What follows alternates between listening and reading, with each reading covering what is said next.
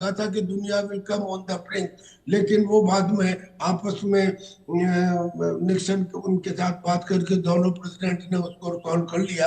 हम्म। लेकिन इस वक्त ये वाकई एक बहुत ही फ्रेजाइल पॉइंट है जिसके ऊपर दो सुपर पावर टकरा सकती हैं। अच्छा, दो सुपर पावर टकरा सकती हैं ये तो एक बात है, हम्म। लेकिन आज की तारीख में पूरी दुनिया के अंदर जो स्थिति बनी हुई है वो 1962 में नहीं थी। ये तो केवल रशिया और अमेरिका में है। क्यों हम्म। साहब, क्या अमेरिका और चाइना में नहीं है? क्या चाइना, जापान और साउथ कोरिया में नहीं है?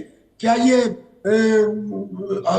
अफगानिस्तान और पाकिस्तान में नहीं है? जी। क्या ये सूडान में नहीं है? हम्म। यानी कि दुनिया के डिफरेंट कॉन्टिनेंट्स में डिफरेंट सुपर पावर एक दूसरे के साथ युद्ध में अटके हुए हैं। हम्म। यानी chances of going for a third war are far more than they were in 1962, क्योंकि आज की तारीख में डिफरेंट कॉन्टिनेंट्स में एक बहुत सारे देश आपस में लड़ रहे हैं। इसी को तो वर्ल्ड वार कहते हैं, और वर्ल्ड वार का कोई मुहूर्त थोड़ी निकलता है। वर्ल्ड वार तो ऐसे ही होता है। मैं तो कहता हूँ मिनी वर्ल्ड वार तो ऑलरेडी चल रहा है, हम्म। और अगर ये फेयर अप हो गया इशू, तो this issue is sufficient to make a full फ्लैग वर्ल्ड वार। ठीक है।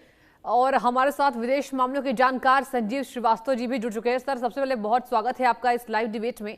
बताइए सर, क्या अब लगता है कि रूस जो है इस जब अमेरिका ने ऐसा बर्ताव किया रूस के साथ, तो आगे आने वाले समय में रूस क्या करेगा? सैन्य कार्रवाई कर सकता है या फिर साइबर अटैक? क्योंकि ये चर्चाएं आमतौर पर अभी बताई जा रही है, रशिया के द्वारा ये जवाबी कार्रवाई हो सकती है। क्या लगता है आपको? त्यागी सर को और सभी हमारे दर्शकों को गुड मॉर्निंग, सुप्रभात। यद्यपि कि आज का समय जो है बहुत ही अनिश्चित होता जा रहा है, और ये जो घटनाएं हो रही हैं ये बिल्कुल अंतर्राष्ट्रीय समुदाय के लिए बड़ी चिंता का विषय है। और बिल्कुल। जैसा कि आप दिखा रहे हैं 1962 का क्यूबन मिसाइल क्राइसिस का जो दौर, जाहिर है कि वर्तमान समय में भी अगर विश्व की जो महाशक्तियां अगर इसी तरीके का व्यवहार करती रही और एक दूसरे को टारगेट करने का जो कार्य अगर उन्होंने इसी तरीके से किया, तो फिर जाहिर है कि ये किसी तीसरे विश्व युद्ध की संभावनाओं को हम इनकार नहीं कर सकते ऐसी स्थितियों में।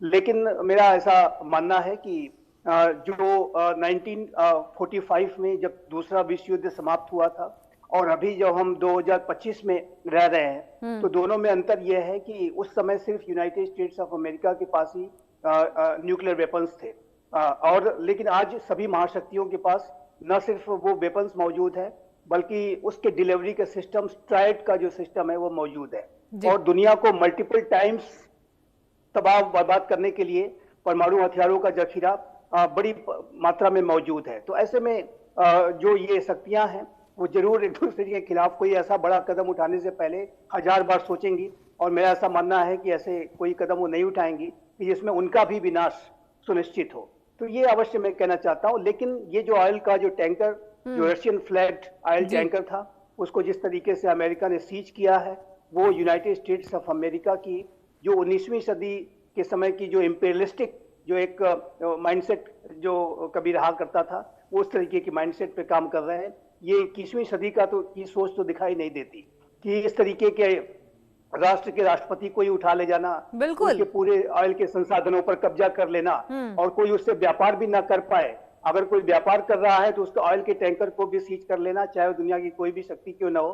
तो अगर इस तरीके के जो कदम यूनाइटेड स्टेट्स ऑफ अमेरिका उठाएगा, तो जाहिर है कि वो कन्फ्रंटेशन मोल ले रहा है, और ये जो पूरी स्थितियां हैं वो बिलो द न्यूक्लियर थ्रेशोल्ड जो एक बड़े से बड़े जो तनावों का कारण बन सकती हैं। और मेरा ऐसा मानना है कि ये जो स्थितियां हैं पूरे विश्व के लिए को महाविभीषिका में झोंक सकती हैं। पहले से ही आप देख रहे हैं कि 2 युद्ध चल रहे हैं, और एक किसी अगले युद्ध का जो खतरा है वो स्पष्ट रूप से दिखाई देता है। ठीक है, एक बार मैं टीपी त्यागी जी के पास लौटना चाहूंगी। सर, ये बताइए कि देखिए, अमेरिका अब तक छोटे देशों को टारगेट कर रहा था, अब रशिया पर डायरेक्ट अटैक है ये, तो क्या अमेरिका ये पूरी दुनिया को एक संदेश दे रहा है कि अगर यहां पर कोई भी देश आड़े आने की कोशिश करेगा तो हम इसका विनाशकारी यहां अंजाम देंगे? लेकिन अब रशिया भी कोई छोटा मोटा देश नहीं है सर, शक्तिशाली देश में आता है। अब ऐसे में आपको क्या लगता है कि अमेरिका ने ये युद्ध खुद छेड़ा है और अब दिक्कत होगी? जी बिल्कुल ठीक कह रही हैं आप। एक कंपैरिजन कीजिए, रशिया में कितने लोग हैं? 15 करोड़। हाँ। नेटो में कितने लोग हैं? 65 करोड़। हम्म। और अमेरिका में कितने लोग हैं? 35 करोड़। यानी कि यूरोपियन कंट्रीज के 65 करोड़ लोग अमेरिका के 35 करोड़ लोगों से मदद मांगते हैं रशिया के कुल 15 करोड़ लोगों से बचने के लिए। तो एक बात साफ दिखाई देती है कि अमेरिका हो या नेटो कंट्रीज हो, यानी कि यूरोपियन कंट्रीज हो, ये दोनों डरते हैं। अगर ना डर रहे होते तो केवल 15 करोड़ लोगों से इतना इनको करने की क्या आवश्यकता थी? बिल्कुल। अब अमेरिका ने पंगा लिया। पहला पंगा क्या लिया? पहला पंगा ये लिया कि उसने वेनेजुला में जो अटैक किया वो सपोर्ट का वादा कर रखा था। चाइना ने भी और रशिया ने भी, दोनों ने कर रखा था। जी। वो तो शुरू के आधा घंटे में ऑपरेशन जो होना था हो गया, लेकिन ये दोनों देश अब बौखला गए। पहली बात तो ये। और अब उसके बाद उसने जो रशिया के शिप उसको टैंकर को, घोस्ट टैंकर, इसे घोस्ट टैंकर कहते हैं, इस घोस्ट टैंकर पे वो कब्जा किया है। वो किसी देश के टेरिटोरियल वाटर में से नहीं किया है, ये इंटरनेशनल वाटर में से किया है। यानी कि legally America is not right. हालांकि अमेरिका के स्टेट सेक्रेटरी रूबियो कहते हैं कि साहब हम पहले अदालत में जाते हैं, अदालत से हम कन्विक्ट ऑर्डर लेते हैं, उसके बाद में फिर हम किसी भी शिप को या बोट को सीज करते हैं। इसके लिए कहाँ लिया गया? यानी कि अगर अब इसका और डिटेल में जाया जाएगा तो पता लगेगा कि ये बेसिकली सीधे सीधे रशिया को अमेरिका की ताकत दिखाने का है। और क्यों? क्योंकि अब जब से वेनेजुला में ट्रंप को सक्सेस मिली है तब से वो आपे से बाहर हो गए हैं और कुछ भी करने के लिए तैयार है। इसी किस्म के ऑर्डर दे रहे हैं कि वेनेजुला तेल बेचेगा, हम आहिस्ता आहिस्ता सैंक्शन ढीली करेंगे, लेकिन वो तेल जो है वो हमें बेचेगा, पैसा हमें आएगा, हम आने के बाद डिसाइड करेंगे इसमें से कितना परसेंटेज वेनेजुला को देना है। ये कमाल हो गया है।